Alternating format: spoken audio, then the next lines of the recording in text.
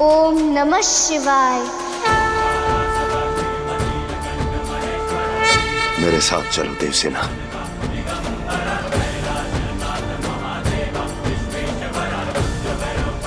ओम नमः शिवाय। ओम नमः शिवाय। ओम नमः शिवाय। माता छोड़िए मेरा हाथ। माता अब कहाँ लेके जा रही है मुझे? माता रुकिए। आप चाहे कितने भी प्रयत्न कर ले, आप मुझे देवसेना से भिन्न नहीं कर पाएंगी।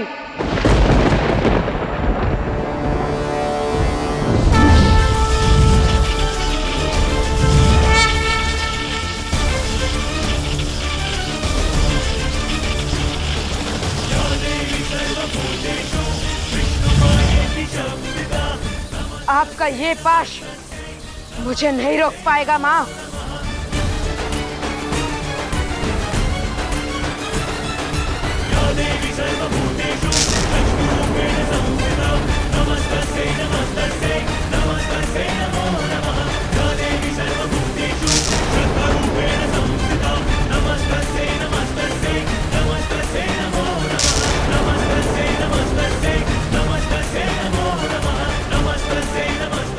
ये किस माया का घेरा है माँ? ये माया नहीं, ममता का घेरा है।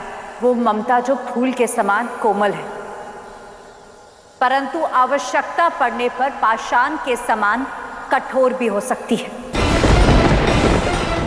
ये घेरा उसी का उदाहरण है।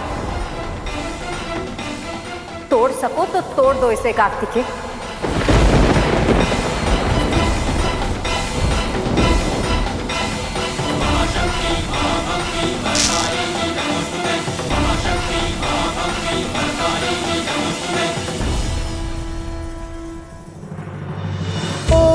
नमः शिवाय। ओम नमः शिवाय। ओम नमः शिवाय। ओम नमः शिवाय। देवसेना। ओम नमः शिवाय। ओम नमः शिवाय। इंद्रदेव, ये लीजिए आपका सम्मान, आपकी पुत्री।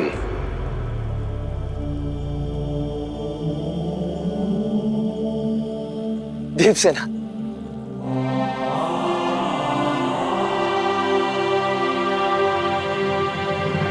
तुम ठीक हो ना? दासियों, देवसेना को उसके कक्ष में ले जाओ।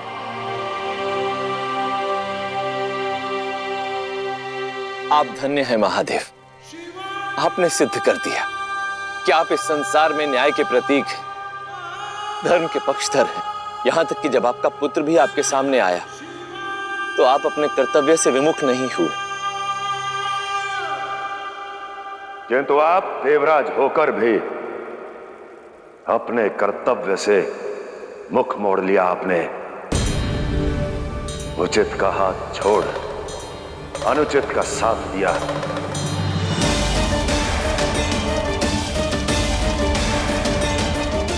ये आप क्या कह रहे हैं महादेव? ऐसा भला मैंने क्या कर दिया? देवराज, आपके बल और आपके छल दोनों से भली भांति परिचित हूं मैं। जानता हूं कि देवसेना और कार्तिकेय के प्रेम को प्रतिशोध की अग्नि में जलाकर भस्म कर दिया आपने, भस्म कर दिया आपने, भस्म कर दिया आपने। ब्रह्म के समय मेरे वचनों से अपमानित हुए थे आप। ये न्याय नहीं, अन्याय है महादेव। इस अपमान का प्रतिशोध अवश्य लूंगा। नहीं महादेव, ऐसा कुछ नहीं है। सत्य यही है, सत्य यही है, सत्य यही है। मैं यहां किसी से स्पष्टीकरण मांगने नहीं, केवल ये बताने आया हूं, पुत्र को अनुचित करने से रोकना कर्तव्य था मेरा, जो मैंने निभाया।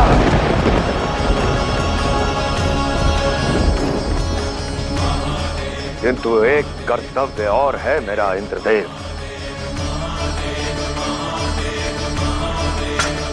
और वो है पुत्र के प्रेम का सम्मान करना।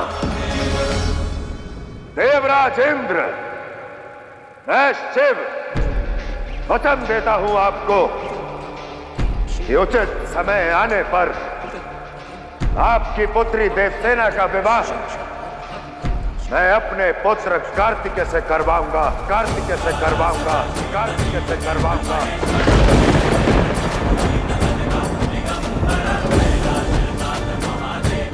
और वो भी आपकी सहमति से।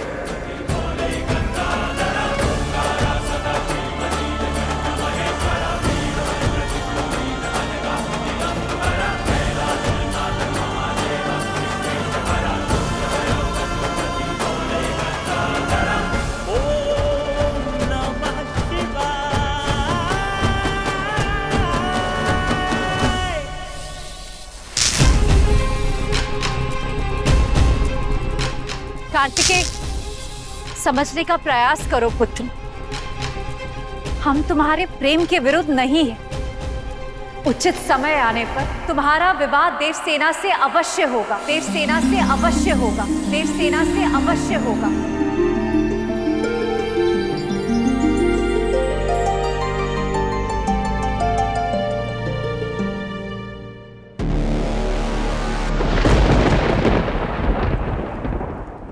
ये शनि के प्रकोप का घेरा है माता।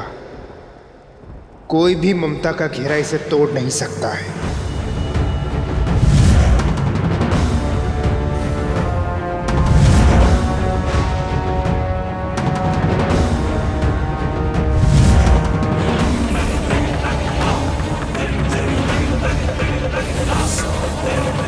सब जानता हूं मैं। मुझे समझाने के लिए आपने ममता का प्रयोग किया और महादेव ने अपने बल का।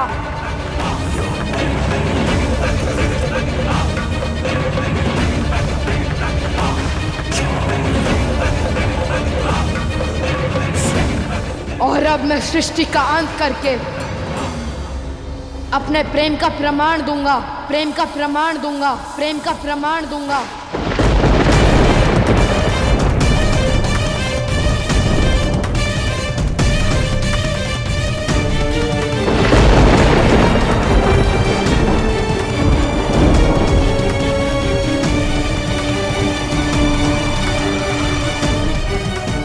कितना अद्भुत संजोग है। जिस सृष्टि की रचना महादेव ने की, उसका अंत उनके ही पुत्र के हाथों होगा। और फिर नई सृष्टि की रचना हम असुरों के हाथों होगी।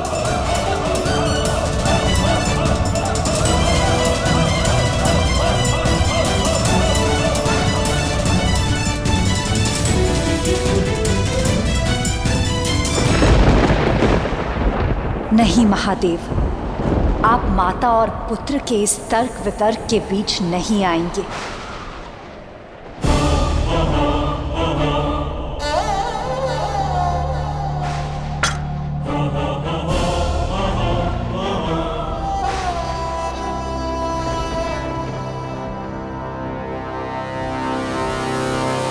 नहीं पुत्र,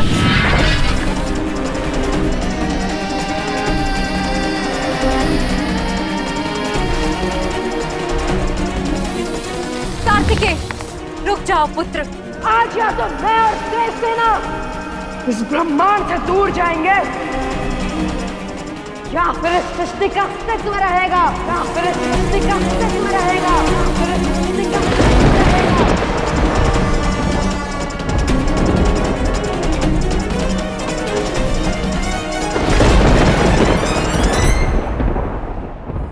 कार्तिकेय, अपने क्रोध की अग्नि में तुम संपूर्ण प्रकृति की आहुति नहीं दे सकते।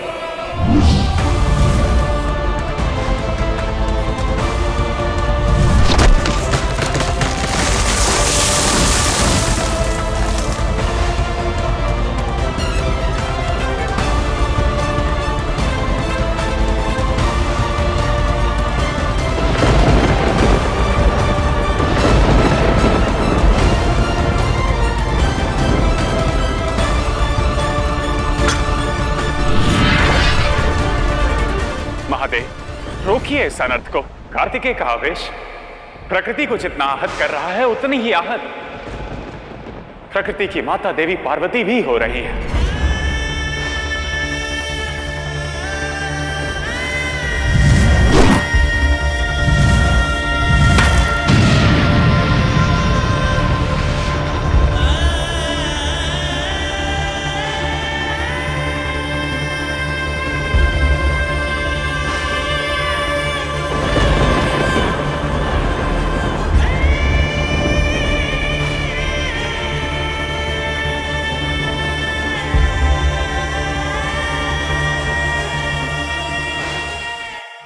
कदाचित कार्तिकेय क्रोध में यह भांप नहीं पा रहा है कि उसका हर वार उसकी माता पर प्रहार है।